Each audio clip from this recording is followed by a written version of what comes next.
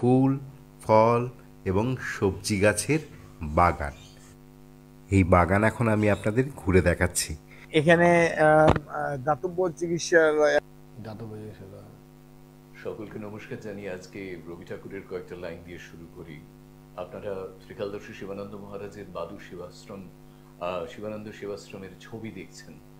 আমি আমাদের ক্যামেরায় অনিরুদ্ধকে অনুরোধ করব ওই ছবিটাই চলতে থাকুক যখন রবীন্দ্রনাথের এই লাইনগুলি আপনাদের কাছে তুলে ধরি বা ভাগ করে নিই।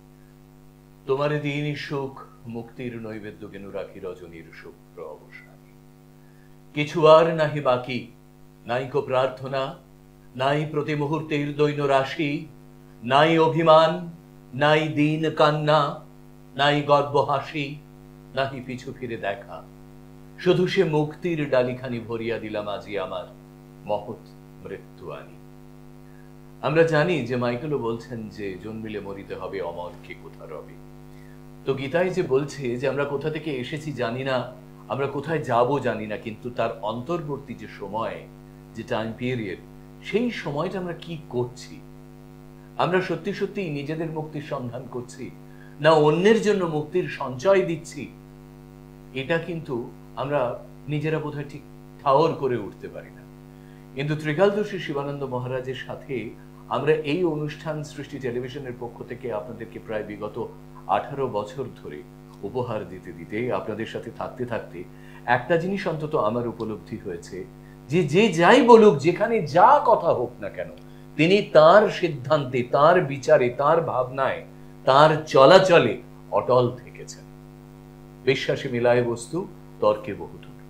এবং এই যে কাজ তিনি করে চলেছেন বিগত বহু বহু বছর ধরে, 30 বছরেরও বেশি সময় ধরে তো আমরাই শুনছি। দেখতে দেখতে কতগুলো বছর কাটলো। সৃষ্টি টেলিভিশনের জন্মলগ্ন থেকে যিনি আমাদের সাথে আছেন, এবং আজকে এই মুহূর্তে যে ছবি আপনারা দেখছেন, এই আশ্রমের ছবি, বৃদ্ধাশ্রমের ছবিও আপনাদেরকে দেখানো হয়, ছাত্রাবাসের ছবি আপনারা দেখছেন। ভ্রমণে অমিত এখানে এসেছে, তিনি ভাগ করে গেছেন যে তিনি কিভাবে এখানে জড়িয়ে পড়েছেন। মানুষ আরো জানুন, এবং মহারাজ কিন্তু বারবার বলেন তোমাদের কোনো প্রশ্ন থাকলে তোমরা করতে পারো। আর আমরা অবধারিতভাবে এমন কিছু ব্যক্তিগত প্রশ্ন এখানে পাই যেগুলো হয়তো আমাদের এই অনুষ্ঠানে সুর কেটে দেয়। কিন্তু আপনাদেরকে বলি যে মানুষের নিজস্ব একটা প্রাইভেট জায়গা থাকে, একটা অন্তঃস্থল থাকে, এবং সেই অন্তঃস্থল নিশ্চিতভাবে আপনার, আমাদের প্রত্যেকের আলাদা আলাদা, কিন্তু সেখানে একটা জিনিস কিন্তু সমানভাবে বিরাজ করে।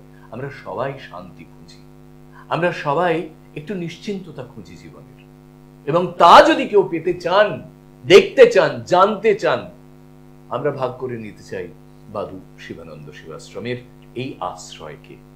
এবং আক্ষরিক অর্থে বহু বহু বছর আগে, সহস্র বছর আগে শকুন্তলার সময় আশ্রম ঠিক কিরকম ছিল আমরা তো কাহিনীতে পড়েছি, কিন্তু সচক্ষে যদি দেখতে চান, যদি ফিল করতে চান, যদি সেখানে একটুখানি নিজেরা গিয়ে বিচরণ করতে চান, সবাই আসতে পারেন মধ্যমগ্রাম চৌমাথা থেকে বাদু বাজারগামী অটোতে, কিংবা নিজ গাড়িতে যদি আসেন তাহলে সরাসরি আসতে পারেন বাদু এই শিবানন্দ সেবাশ্রমে।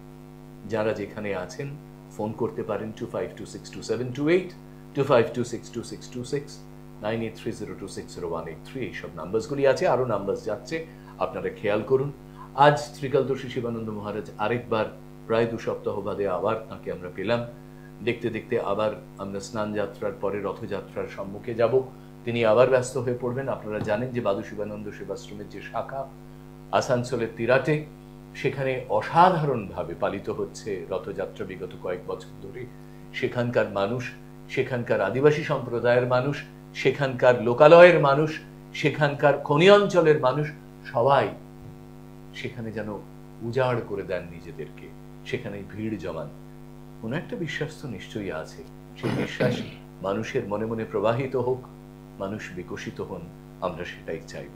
আজ সকলকে আরেকবার আমাদের প্রীতি শুভেচ্ছা নমস্কার জানিয়ে ত্রিকালদর্শী শিবানন্দ মহারাজের কাছে, আপনারা জানেন মহারাজের সাথে কথা হচ্ছিল, যেরকম আমরা রথযাত্রার দিকে যাচ্ছি তেমনি ভাবে ঈদ উৎসোহা বা বকরিদ পালিত হবে। আমাদের ভাতৃ তুল্য যেসব বন্ধুরা আছেন, অন্য ধর্মের বিশ্বাসী তারা, কিন্তু পথ একটাই, যত মত তত পথ।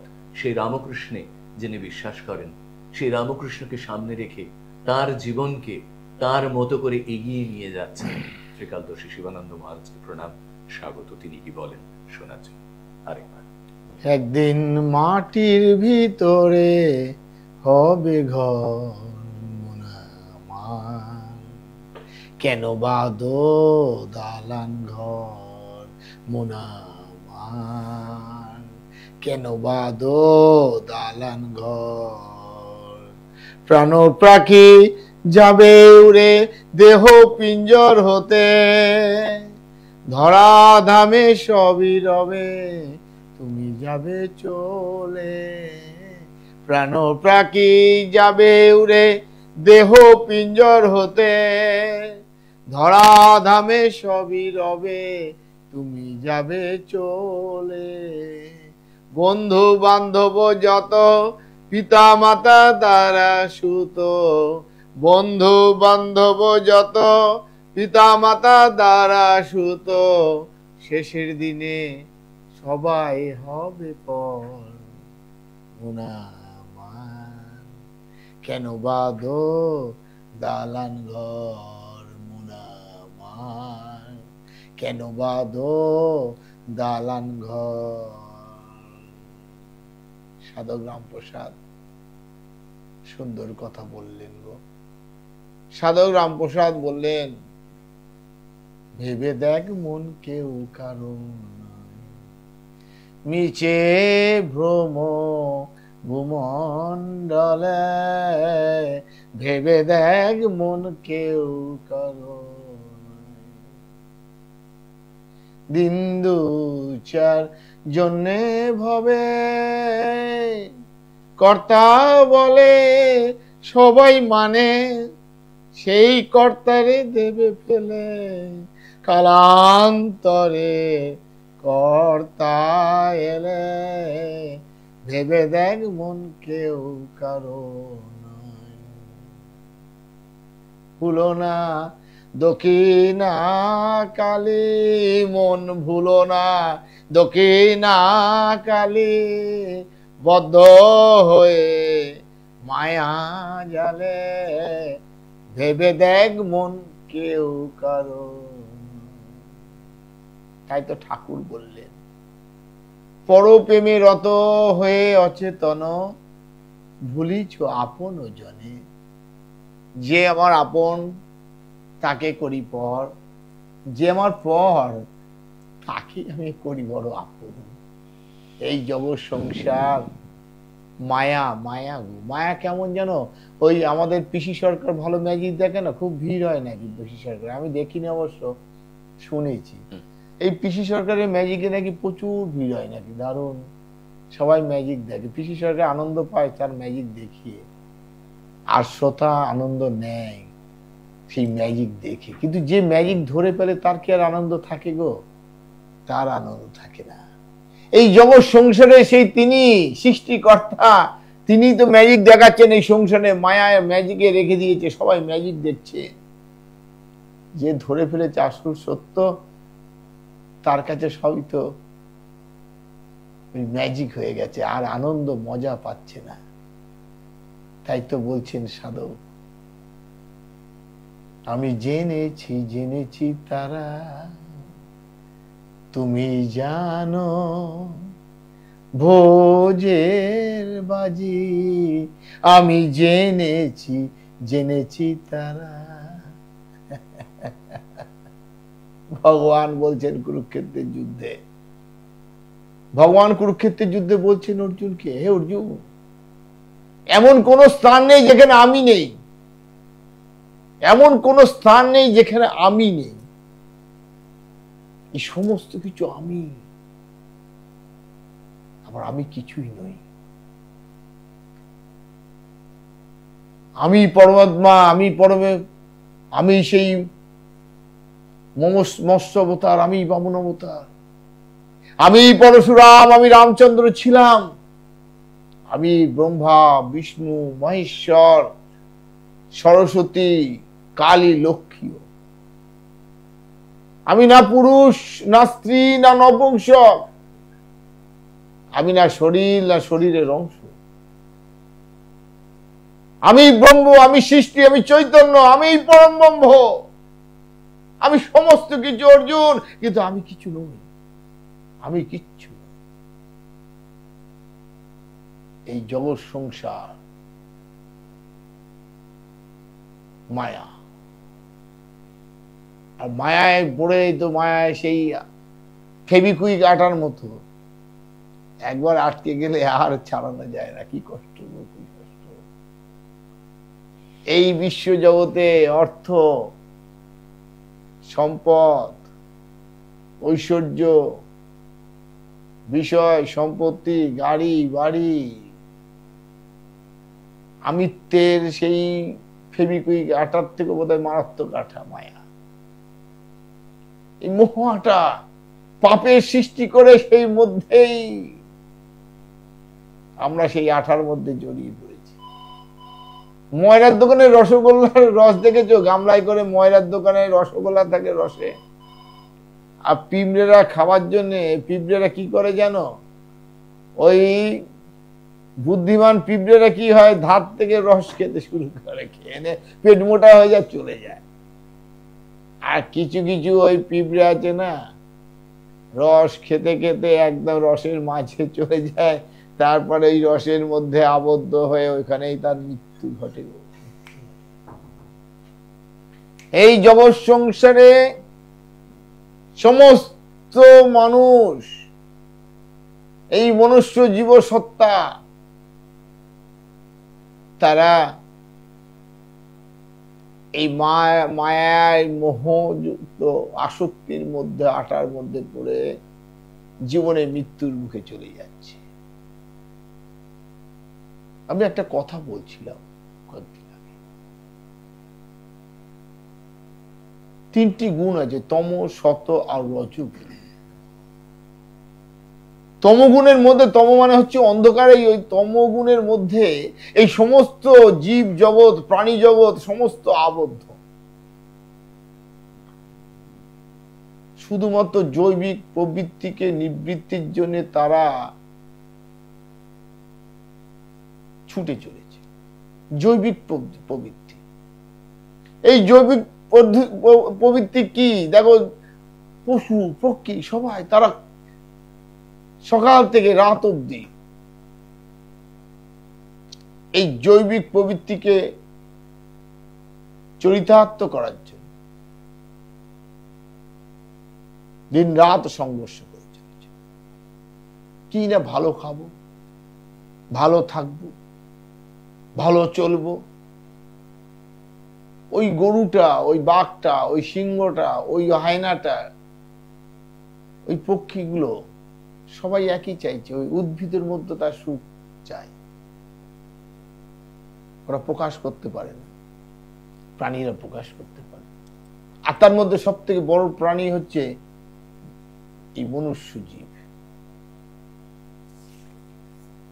কিন্তু সব জীব এই জৈবিক প্রবৃত্তিকে সম্পূর্ণ করার জন্য, জৈবিক প্রবৃত্তিকে নিবৃত্ত করার জন্য সংঘর্ষ করে চলেছে।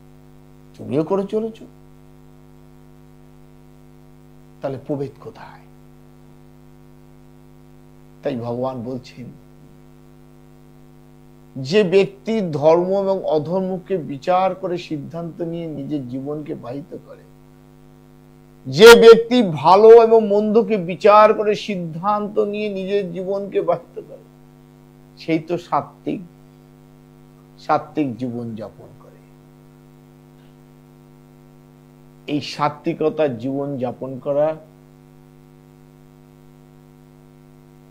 সবথেকে মনুষ্য জন্মের স্নেহ মুক্তির পথ। আর এই তম এবং রজগুণের স্বল্প গুণের অধিকারী, শতগুণের তম এবং শতগুণের স্বল্প গুণের মিশ্রিত রূপ হচ্ছে রজগুণ।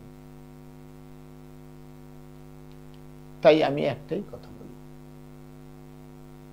যে কোনো পশু পক্ষী তাদের গর্ভের সন্তানরা, তারা বড় হলে কখনো মানুষ হতে পারবে না গো।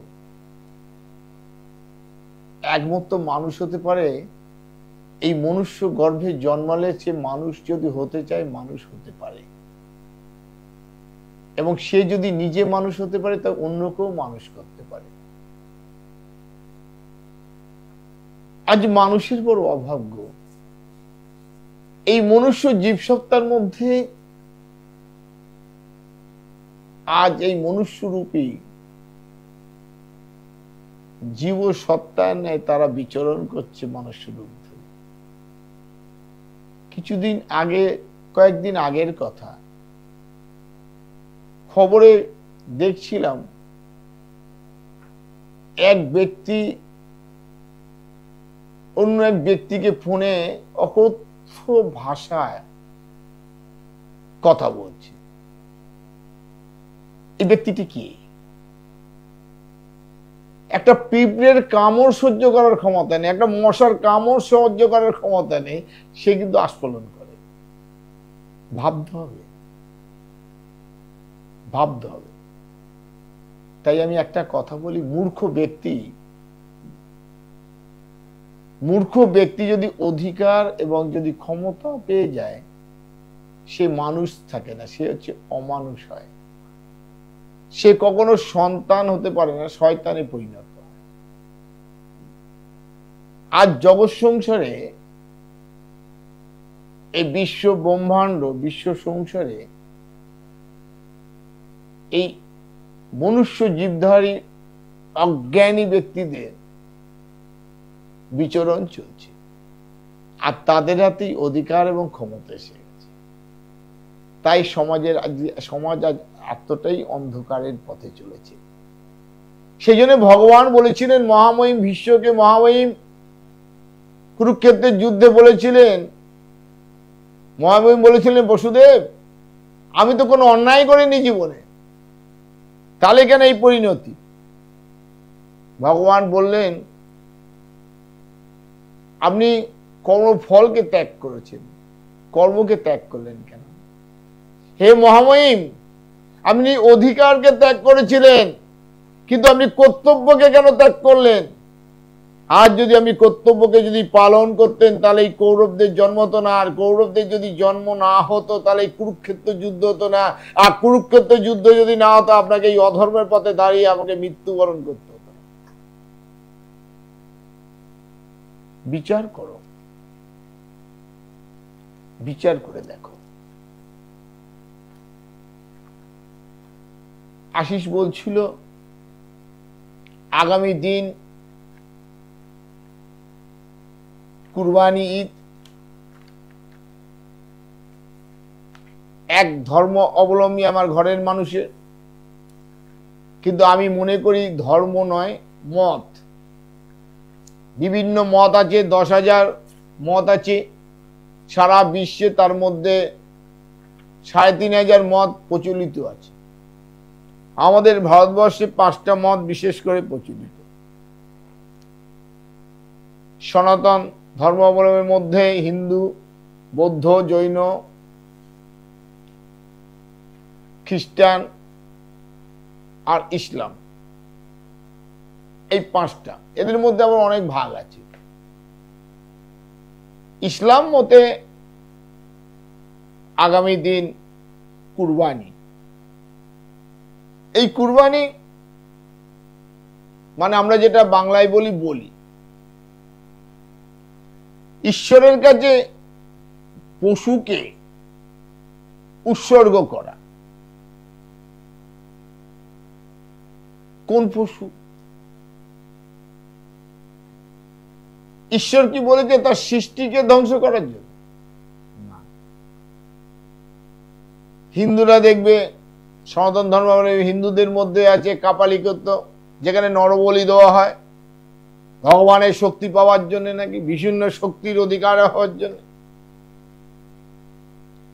ছাগল বলি দেওয়া হয়, কোথাও পায়রা বলি, কোথাও মুরগি বলি।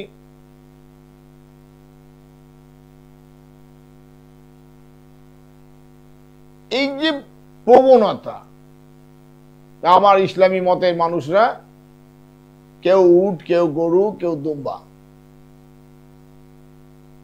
সবই কিন্তু ইকোনমিক্যাল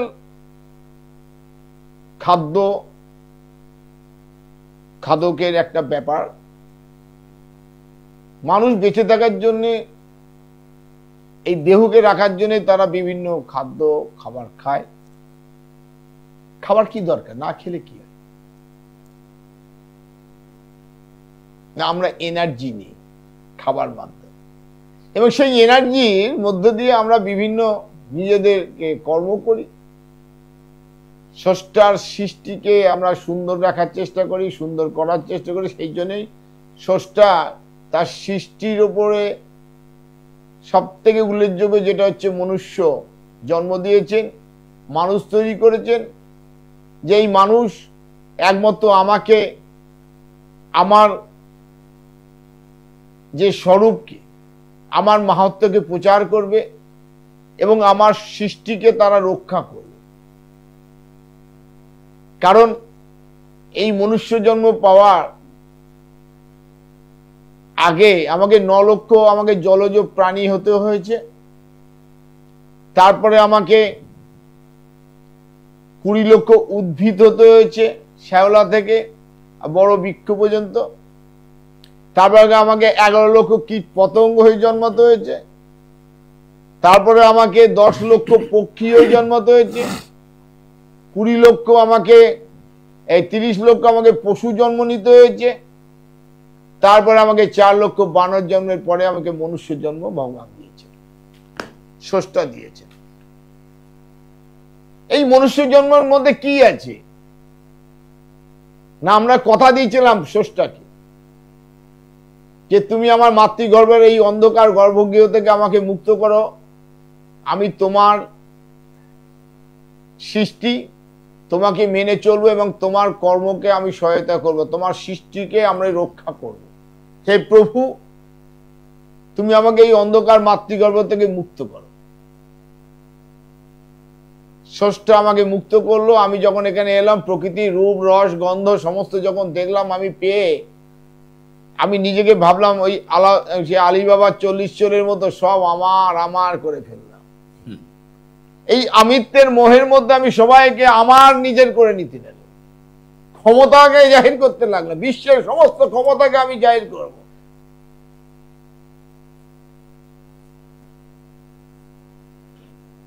এটা করতে গিয়ে কি হলো, আমি স্রষ্টাকে ভুলে গেলাম। আজ আমি তোমাদের সেই স্রষ্টার এই যে কুরবানির একটি আমি গল্প তোমাদের শোনাবো। জানি না আমি কতটা সত্য, যারা আমার ইসলামী মতের আমার ঘরের মানুষরা আছে, আমার ছেলে মেয়েরা নাতিপুতিরা, বা যারা ধর্ম গুরুরা আছে, তারা বিচার করবে। ভুল হলে তোমরা বলো, ভুল হতেই পারে, বলার তো যায় না। আমি যে সব জানি সেটা বলবো, স্রষ্টা যেটুকু আমাকে জানানো, যেটুকু বুদ্ধিতে দেয়, আমি সেটুকু বলার চেষ্টা করি। তো মনে করি আমি মিথ্যে বলার চেষ্টা করি না, বা ভুলভ্রান্তিতে যাওয়ারও চেষ্টা করি না। যতটা পারি আমার মা আমাকে আমার মুখ দিয়ে সেই কথা বার করে, তা আমি সেই কথাটাই তোমাদের আসবো।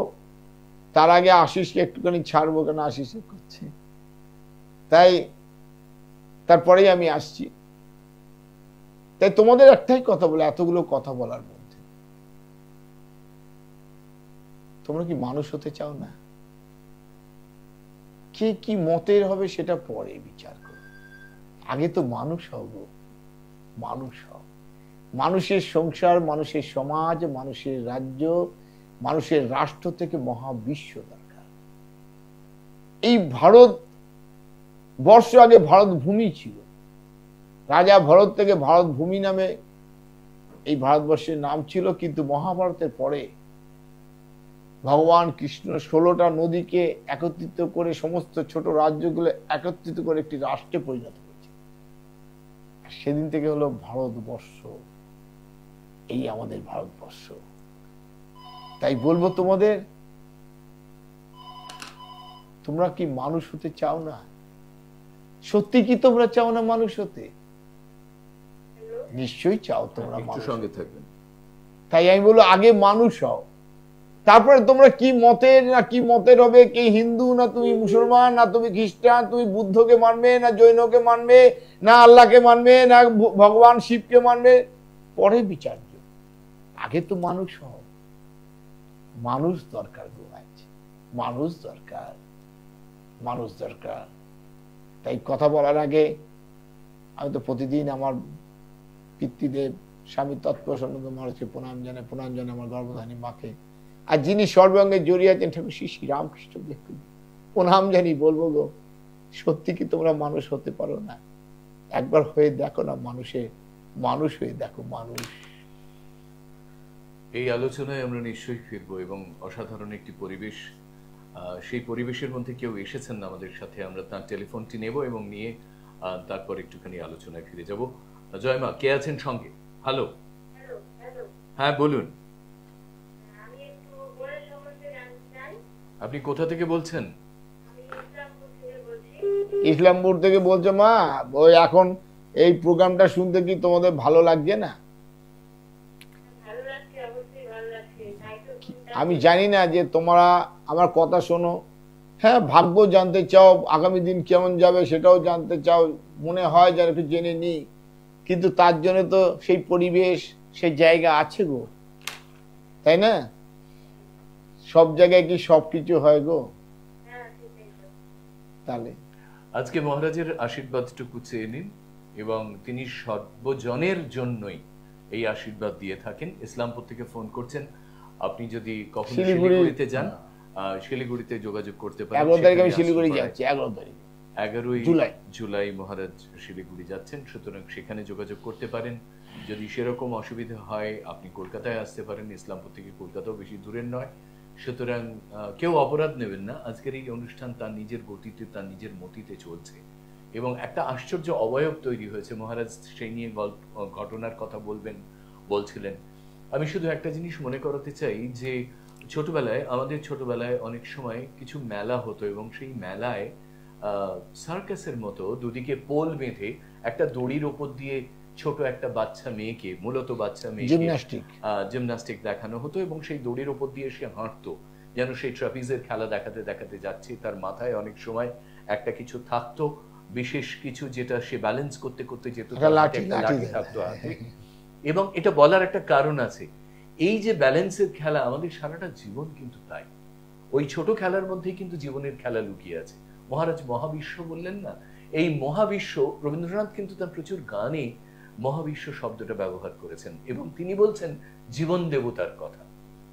তো এই জীবন দেবতা এই মহাবিশ্বে বিরাজ করছেন, তিনি আছেন কোথাও না কোথাও, সেই প্রভু আছেন, সেই জন্য এই পৃথিবীটা আছে, বিশ্বটা আছে। একদম একদম। এবং মহারাজ এই কথাটা বললেন একটু আগে, যারা খেয়াল করছেন আমাদের এই অনুষ্ঠান, আমি খুব মন দিয়ে শোনার চেষ্টা করছিলাম যে মা আমাকে দিয়ে যেটা বলাচ্ছেন, যতটুকু বলাচ্ছেন আমি ততটুকুই বলবো এবং বিশ্বাস করি মা আমাকে দিয়ে মিথ্যা বলান না। এই বিশ্বাসটা কি আমরা সত্যি রাখতে পারি সর্বক্ষেত্রে?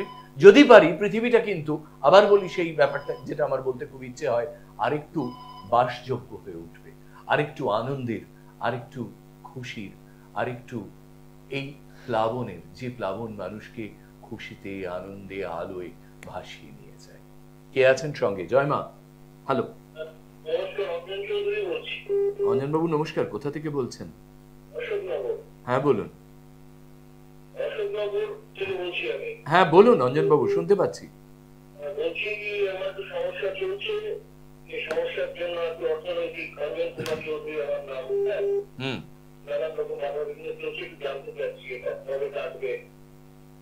বয়স কত? কত বয়স? 63। আর 2 বছর একটু কষ্ট করো, 2 বছর, জীবনটা খুব সামনেটা খুব খারাপ, এই 65 বছর অবধি প্রচন্ড আর্থিক, মানসিক, শারীরিক এবং টেনশন, অস্থিরতা প্রচন্ড বাড়বে, যার ফলে জীবন সংসারের ব্যাপার আছে, হার্ড, সাবধান থেকে।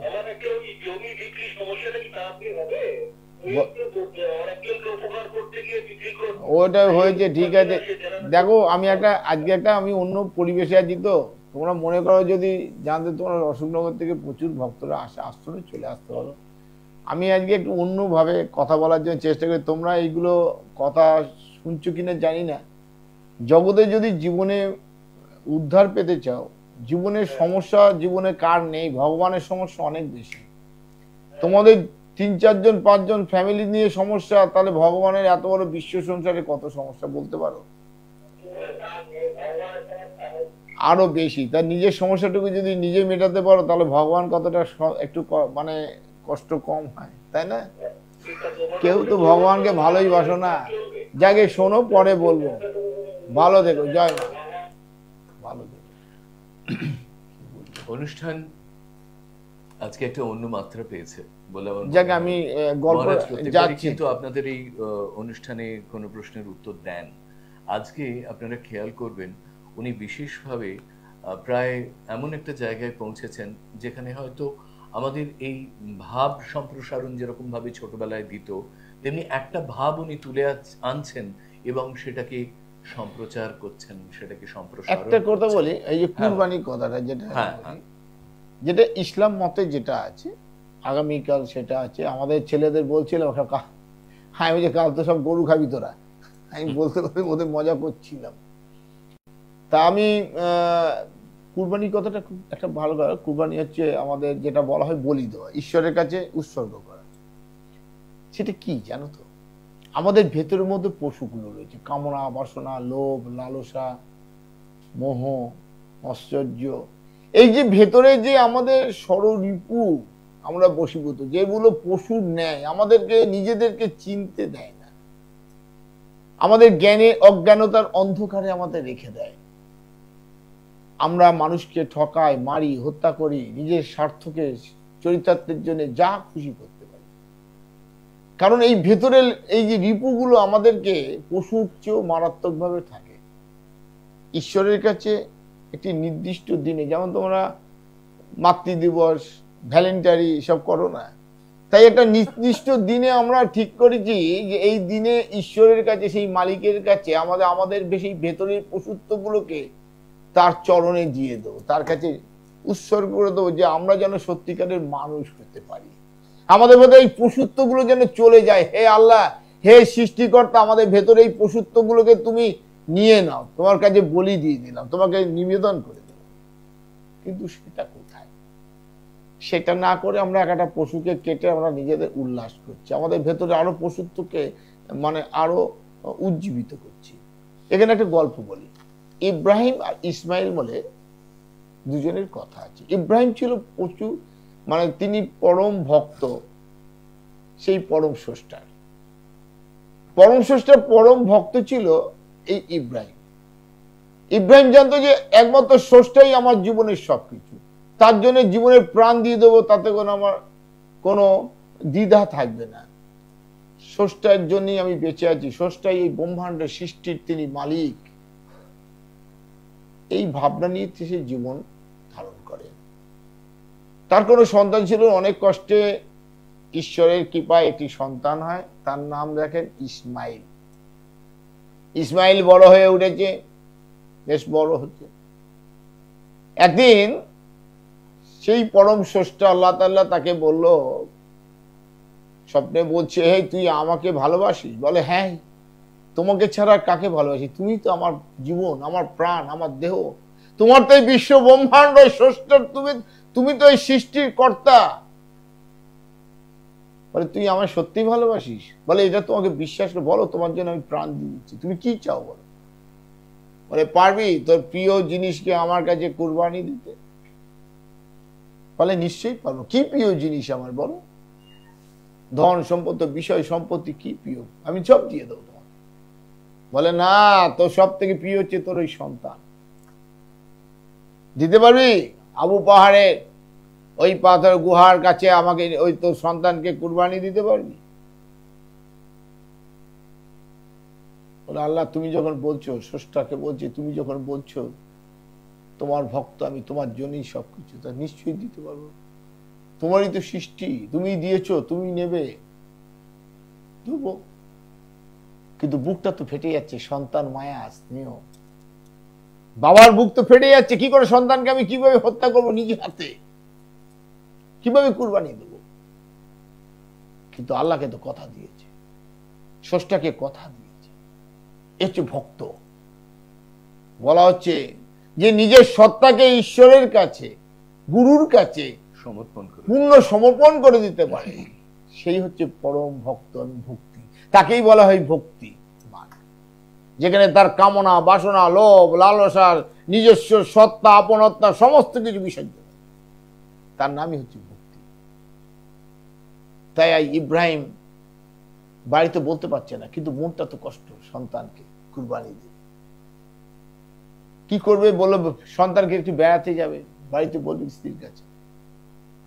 একটা ব্যাগের মধ্যে কিছু দড়ি নিয়েছে, কালো কাপড় নিয়েছে, আর একেবারে অস্ত্র, ধারালো অস্ত্র নিয়েছে, যাতে সন্তানের কষ্ট না, একবারে যেন অল্প আঘাতেই যেন সে তার কুরবান হয়ে যায়, মৃত্যু হয়।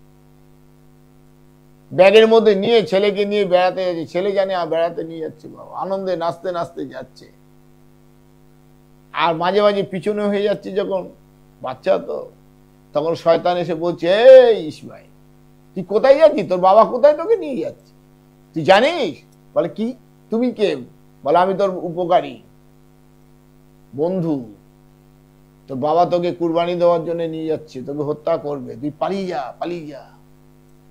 সন্তান কেমন হওয়া উচিত দেখো, এখানে শিক্ষা দিচ্ছে। সন্তান কেমন হওয়া উচিত? সন্তান বলছে যে আমি পালাবো কেন? আমার বাবার ধর্ম পালন করাই তো আমার স্বামী সন্তান হিসেবে আমার কর্তব্য। আজকে সন্তানরা কি করছে? বাবার সম্পত্তি কথা আছে, না দিলে পরে বাবাকেই হত্যা করে দিচ্ছে। বউ নিয়ে আলাদা ফ্ল্যাটে দেখে, বাবাকেই খেতে দিচ্ছে না, মাকে দেখে না। তাহলে এখানে ইসমাইল কি বুঝাচ্ছে? স্রষ্টা কি বুঝাচ্ছে? আল্লাহ তাআলা তোমাদের কি বুঝাচ্ছে? যে সন্তান কেমন হওয়া উচিত? যে বাবার ধর্মকে রক্ষা করতে পারে না, সে সন্তান হতে পারে কি? এখানে হচ্ছে বাবার ধর্মকে রক্ষার জন্য নিজে হত্যা হবে জেনেও বাবার সাথে যাচ্ছে, পালিয়ে যায়নি। এরকম বারবার বলছে, কিন্তু ওই একই কথা। তারপর আবু বকর নিয়ে গিয়ে বলছে, বাবা তুমি আমাকে হাত পা গুলো বেঁধে দাও, তুমি কুরবানি দেবে তো? বলে তুই জানতিস? বলে হ্যাঁ আমি জানি। তুই পালাসনি কেন? বলে পালাবো কেন? তোমার ধর্ম পালন করাই তো আমার সন্তান হিসেবে কর্তব্য। তখন ইব্রাহিম বলছে হাত পা বাঁধো, বলে হাত পা গুলো বেঁধে দাও, কারণ হচ্ছে আমার যখন কাটবে তখন তো আমার লাগবে, পা হাত পা ছুটতে পারি, তোমার গায়ে পা লাগতে পারে। সন্তান কেমন হওয়া উচিত দেখো, তোমার গায়ে তো হাত আমার ছিটকে লাগতে পারে, পা লাগতে পারে তোমার গায়ে আমার। আর আজকালকার সন্তান বাবাকেই লাথি মেরে বার করে দেয়। তখন বলছি তুই জানতিস হাত পা বেঁধেছে, বেঁধে এবার কি বলছি? বলে তুমি চোখ দিয়ে কাঁদছো কেন? চোখে জল কেন? তুমি তো আল্লাহ তাআলার কাছে আমাকে কুরবানি দিচ্ছ, স্রষ্টার কাছে, তারই তো সৃষ্টি আমি, তুমিও তার সৃষ্টি, এই জগৎ ব্রহ্মাণ্ড তার সৃষ্টি, তার চোখের জল ফেলছে কেন? তার জিনিস তাকে দেবে, যার জমি নিয়েছো তার জমি তাকে ফেরত দিতে, আবার চোখের জল আসে নাকি? কেউ যদি অন্যের জিনিস নেয়, পরের ধন কি বলে, দিও না কানে নিয়ে যাবে হ্যাচকাটানে। অন্যের জিনিস নিলে অন্য জিনিসকে তাকে ফেরত দিতেই হতে পারে, তার জন্য আমার মায়া দয়া কি হয়?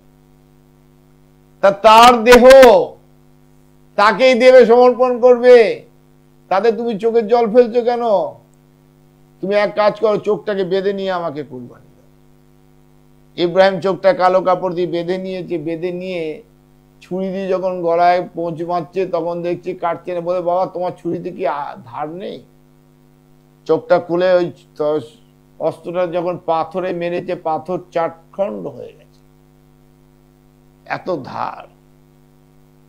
বলে আবার, তখন বলছে এত ধার, আবার একটু শান দিয়ে নিয়ে আবার চোখটা বেঁধে যখন কাটছে, তখন দেখছে যে কাটছে না, কি হলো, কোনো আওয়াজ নেই কেন? চোখ খুলে দেখছে সামনে একটি দুম্বা, আর দুম্বার পিছনের মাংসটা কাটছে, আর ইসমাইল পাশে দাঁড়িয়ে আছে। এখান থেকে কি বোঝা যায়? স্রষ্টা তার সৃষ্টিকে কোনোদিন নষ্ট করে না, স্রষ্টার সৃষ্টিকে কখনো ধ্বংস করে না, স্রষ্টা তার সৃষ্টিকে কখনো হত্যা করে না। দুম্বা কেন? উট রাখতে পারতো, গরু রাখতে পারতো, অন্য কিছু রাখতে পারতো, দুম্বা কেন রাখলো না? আরবের দুম্বা বলে একটা ভেড়ার মতো জন্তু, মানে পশু, তো তার পিছনে প্রচুর মাংস হয়ে যায়, তৃণভোজী, আর যখন মাংসটা এত বেড়ে যায় তখন আর নড়াচড়া করতে হয় না, ওইখানেই পড়ে থাকে, খাওয়া পায় না, না খেতে পারে, ওইখানেই পড়ে থেকে তার মৃত্যুবরণ হতো। হাজারে হাজার মানে লাখো লাখো ওই দুম্বা মারা যেত। কিন্তু স্রষ্টার অপার করুণা, তিনি করুণাময়, দয়াময়, তাই তিনি দেখালেন ওই মাংসটা যদি মানুষ খাদ্য হিসেবে কেটে নেয় তাহলে সেই খাবার তার মানুষের খাদ্যের উপযোগী হলো। আর এই দুম্বাটি তখন একদম আবার নতুন করে প্রাণ ফিরে এসে দৌড়ে দৌড়ে খেয়ে আবার জীবন ধারণ করল। আর সেই জন্যেই এই স্রষ্টা তার অপার করুণার মহিমা প্রচার করলেন ইব্রাহিম এবং ইসমাইলের মধ্যে দিয়ে। একজন সন্তান কেমন হওয়া উচিত, একজন ভক্ত, পরম ভক্ত কেমন হওয়া উচিত, আর পরম করুণাময় সেই স্রষ্টা, সেই আল্লাহ তাআলা বলো আর ভগবানই বলো, সে কেমন হওয়া উচিত। আমি একদিন বলেছিলাম ভগবানের বাইরে কেউ নাই, কোনো মত ভগবানের বাইরে থাকতে পারে না, কোনো জীব জন্তু পশু পক্ষী এই স্রষ্টার এই ব্রহ্মাণ্ডের কোনো সৃষ্টি তার কোনো ভগবানের বাইরে হতে পারে না। কেন? ভয় হচ্ছে ভূমি। ভগবান এই 5টা শব্দ বলে, ভয় হচ্ছে ভূমি, মাটি, মাটির বাইরে কেউ যেতে পারবে না। গয়ে হচ্ছে গগন, গগন মানে আকাশ, আকাশের বাইরে কেউ নেই। বয়ে হচ্ছে বায়ু, বায়ু ছাড়া কেউ থাকতে পারবে না। আয়ে হচ্ছে আগুন, আলো, আলো ছাড়া কেউ থাকতে পারবে না। নয়ে হচ্ছে নীর মানে জল, জল ছাড়া কে আছে গো? এই ভগবানের বাইরে কেউ নেই। কেউ ঈশ্বর সর্বভূতানাং হৃদস্য জন তিষ্ঠতি ব্রহ্ময়ান সর্বভূতানি যন্তরূঢ়ানি মায়া। তিনি সর্বভূতে বিরাজ করছেন। তাই তো বলা হচ্ছে তমেব সঙ্গচ্ছ সর্বভাবেন ভারত তৎপ্রসাদৎ পরাস্তান্তিং স্থানং পশ্যসি শাশ্বতম। তাই তো গীতায় বারবার বলছেন মন্মনা মদ ভক্ত মদ যাজিমাং মনুষ্কুল মামেব শশী সত্যম তে প্রতি জান। হে করুণাময়, হে পরম স্রষ্টা, তুমি আল্লাহ হও, ভগবান হও, আর তুমি ব্রহ্মা বিষ্ণু যেই হও না কেন, তুমি এই জগৎ সংসারে তোমার এই ব্রহ্মাণ্ডকে সৃষ্টি করেছ, সর্বশ্রেষ্ঠ তোমার অমৃত সন্তান হিসেবে মনুষ্য জীব সৃষ্টি করেছ। এই মনুষ্য জীবকে তুমি মানুষ করো, চৈতন্য দাও গো, চৈতন্য দিয়ে এদেরকে মানুষ তৈরি করো গো, মানুষ তৈরি করো, এদেরকে মানুষ তৈরি করো, মানুষ তৈরি করো। তাই বলি তোমরা মানুষ হও। আজ মানুষের বড় প্রয়োজন, আজ মানুষের বড় প্রয়োজন। আমি সাধু নই, আমি মহারাজ নই, আমি যে তোমাদের ঘরের মানুষ গো। তুমি হিন্দু না মুসলমান না তুমি খ্রিস্টান না তুমি কোন মতের আমার জানার দরকার নেই। আমি যে তোমার গো, তোমরা যে আমার। তাই সংসার ভেঙে যাবে, সংসার ধ্বংস হয়ে যাবে, সংসার নষ্ট হবে, আমি চাই না। তাই তো পরম কৃপা মায়ের কাছে এই প্রার্থনা করি, এই যুব সম্প্রদায়রা যেভাবে অন্ধকারের মধ্যে নেশা জুয়ার মধ্যে দিয়ে আবদ্ধ হয়ে গেছে, ব্যভিচারে লিপ্ত হয়েছে সমাজ, সেইখান থেকে ফিরে আসুক আমার যুব সম্প্রদায়, আমার ঘরের নাতি নাতনি, আমার ঘরের সকল মানুষ। আবার আমার ঘরে সেই সনাতন জোয়ার ভাসবে, জোয়ারে বয়ে যাবে, জোয়ার বয়ে যাবে। আবার মানুষ মানুষের পরিচয়ে এই বিশ্ব ব্রহ্মাণ্ড পরিচিত হবে। ভারত ভূমি আবার সেই তার পূর্ণ মহিমায় আবার জেগে উঠবে, জেগে উঠবে, জেগে উঠবে, উঠবে। জানি না আমি কদিন আছি এই দেহে, তবু তো আমি থাকি, তোমাদের সাথে থাকবো। তাই তো বলি জুড়াতে চাই কোথা জুড়াই, কোথা হতে আসি কোথা ভেসে যায়, জুড়াতে চাই কোথা জুড়াই। তাই বলি গো, ভালো থেকো, মানুষ মানুষ হও। বিশ্বাস করো, অন্ধবিশ্বাস করো না। ভক্ত হয়ে বোকা ভক্ত হো না। চালাক হোক, কারোর সঙ্গে চালাকি করো না। বুদ্ধিমান হোক, কাউকে বুদ্ধু বানিও না। সেবা করতে শিখো, সেবা নেবার জন্য নয় গো, সেবা নেবার জন্য নয়।